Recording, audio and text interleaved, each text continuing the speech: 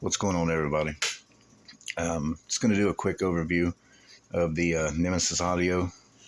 This is the NA-8T, which is their Team Series 8.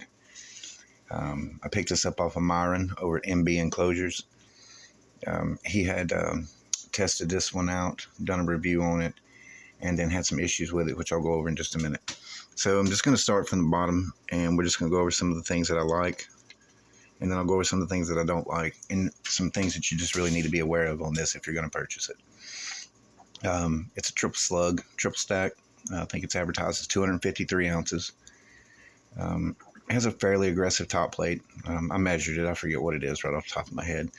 The T-yoke, or the back plate, has perimeter venting and pole venting. And this is an open coil basket, so cooling's not going to be an issue. You know, it's got plenty of cooling. Has a thick cast aluminum 6-spoke on it. I'm not sure if it's proprietary, but I mean, it's possible. It's got the ear tab design for mounting the subwoofer. There's no spots on it anywhere to put push terminals or anything like that. So it's a 3-inch voice coil, which I'm not a fan of on an 8-inch subwoofer, and I'll get to that in a second. It's got a ribbed roll surround and a carbon fiber cone, and it's real carbon fiber, and a real carbon fiber dust cap. They're both the high gloss. Typically I like a ribbed roll surround, but on this case I don't care for this because the ribs don't go all the way through it. It's more of a for looks than it is for the actual functionality of what a real ribbed roll surround does. But it's okay. It's got a progressive roll spider. It feels like there's 2 in here that are stacked together. They're not spaced apart. It's possible there's 3. I mean, it's pretty stiff. And it's got, the leads are sewn in, which the leads should be bigger. I would have used a larger diameter round wire for each, or these, but doubled up. So, they have 2 runs. Especially on something with a power handling rating of a 1500 RMS on this, I would have definitely put a larger diameter or 2 of these, each side. So Myron did like a review and tested this, and then I think when he was pulling it out of the enclosure, these leads snapped off, as you can see here. The leads they snapped off of them.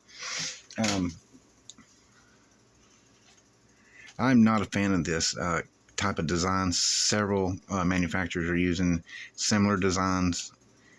What that is that's a piece of plastic that's bolted to the basket. It's got a slot on each side, and there's a spade terminal pressed into that, like a solid piece. And what happened is they just solder the wire down here to this part of the spade, and the lead wire from the voice coil on the spider is soldered to the top side of it. But it's very flimsy, and let me spin it back around and I'll show you. These are still attached. It's very, very flimsy, and they call this direct leads, but it's not. I mean, it just isn't. So what I did was, when I got it from Myron, I just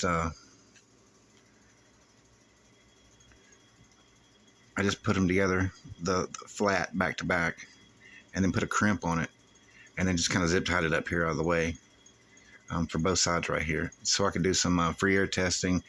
And then we threw it in the wife's vehicle. We pulled her sub enclosure out and put this in a 1.6 cube box tuned to 30 hertz. It was for a 10-inch subwoofer, and I cut another baffle and put on it just to test this out. It was just a box I had laying around, and it played down to 30 no problem. It was on a 2K, and this is the D2, so it was wired to 1 ohm. Gains, and everything were set, clean, no clipping. So in actuality, at times it was seeing like 1400 watts and so forth. So, I mean, it took the power fine, didn't get hot. And, we kind of put it through the paces for a couple of days and pulled it back out. So if you're thinking about purchasing this, you really need to be very careful with these. If this does happen, when this, if these break off, just, leave it like it is. Take a pair of needle nose pliers and pull it out of the slot. Just cut the heat shrink off of it, like I did on this. And I'll just put a little bit of solder and flux here and a little solder and flux here. And I'll put a little bead of solder on it. And then that way, you can put them back to back. And when I tear down subwoofers, especially if they're copper coils and the coils are good and not bad, I'll harvest the coils for the actual copper wire. And what you do is just wrap some copper wire around it, and it'll hold it in place so that you can solder it. Plus, it'll make it a little stiffer joint there, and then just run your piece of heat shrink up and heat shrink it. Now, this tab has round indentions in it, and what I'm going to do is going to drill them out, and that way, once I have these, soldered and heat shrinked, and just zip tie them. That way, that's real direct leads. Won't have to worry about them snapping back off.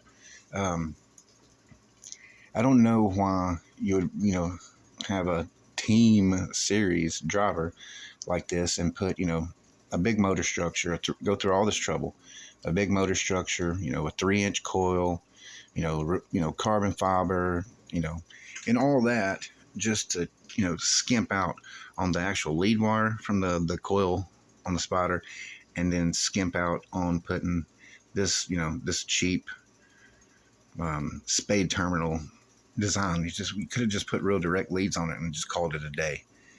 So this is just things you need to be aware of. With free air in this, I did get to surround a dimple a little. I didn't when it was in an enclosure, but we didn't push it like super, super hard. Like, probably could have went up a little more on the amplifier. I just set it clean, like not even a light clip ever. But I think, with a little more power, like they really would have started dimpling as well. So this is not, like I said, this is just for looks. Overall, it's a good looking subwoofer. I mean, the glue joints are okay. It does have a voice coil collar to stiffen the triple joint, which, I like. When you throw a lot of power to something this small, you can have problems with separation at the triple joint. And also, this has a bolt-in spider ring as well, and that's to keep it from shearing off the basket, the spider landing here, when you're trying to, when you're really increasing the axial movement of the coil in the gap, under a long stroke. So overall, I mean, it's pretty good. One thing I did absolutely like about this is it's very quiet. Mechanical noise is very minimal in this until you really get up to about the clipping point, which, then you're just really getting more of a, as far as like playability, I mean, it was pretty good. I would rather this been a 2.5-inch coil driver just to get some more surface area of the spider in here. It would allow it to have a little more, linear stroke with having more surface area of the spider. So that's the only thing that the drawback is. It's, it's 3-inch coil, and these cheap direct leads, as they call it. So I just wanted you guys to be aware of this. It's not bashing Nemesis Audio. Like, it's a pretty good driver. I mean, it's just, these are my opinions on it. The biggest thing is people that are selling these online, there's no warranty with this. And to try to get a hold of Nemesis Audio, I mean, it's very hard. Like, it's hard to get a response. And I tried contacting them about this lead, telling them about the issue. And I've heard of other people having this problem, but this is the way I'm going to fix it. I mean, it's just an easy way to fix it. You don't have to have really anything special. You just need a soldering iron and some heat shrink and, some flux and so forth, and some solder. And probably take, like, if you're not good at soldering, it might take you about 10 minutes to do it, per side. But anyways, I don't want to make this long. I just wanted to go over it. So I'm going to make a second video when I come back, and we'll fix this, and I'll break the other side off and do the same. And I'll make that video and get it up as soon as I can. Thanks for watching. I'll see you on the next one.